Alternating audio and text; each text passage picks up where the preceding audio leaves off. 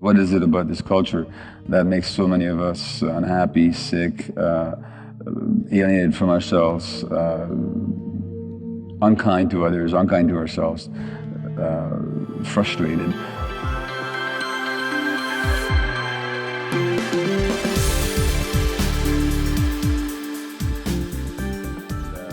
Of course, what it is that contrary to this idea of human nature, in a movie that you mentioned, Zeitgeist, we discussed the issue of human nature. Is there human nature? So there's one idea of human nature, which is what this culture promotes, is that human beings are by nature selfish and competitive and aggressive and just out for personal gain and domination.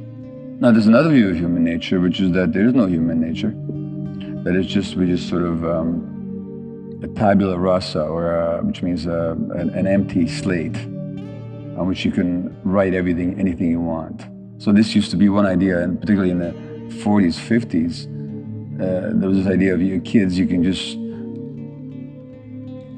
train them into anything. You can program into anything by behavioral programming. So that basically we're empty, we're devoid of any internal nature, so it's whatever we happen to learn. But there's a third view of human nature, which is so on the one hand you have this view of competition, aggression, on the other hand, this empty slate. There's a third view of human nature that we're actually wired in certain ways. We're wired for contact, for love, for connection, for generosity, for connection with the larger whole, beyond the small ego. We're wired for universality and all that.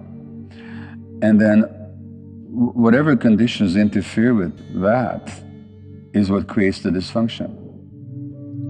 So then from that point of view, if you have a society that promotes selfishness, that promotes competition, that promotes aggression, that promotes people feeling dissatisfied with what they have, that always says more and more and more, that always says that people are only worth what they produce or what they own, or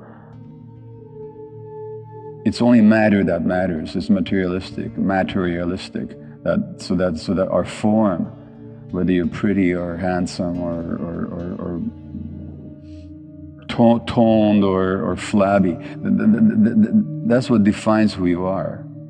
Well, if there's a human nature that's quite contrary to that, then creating a society that goes against human nature is what creates the suffering. So I would say that what creates the suffering is that we live in a completely unnatural society that actually tramples on what it means to be a human being, and that's the essence of suffering. And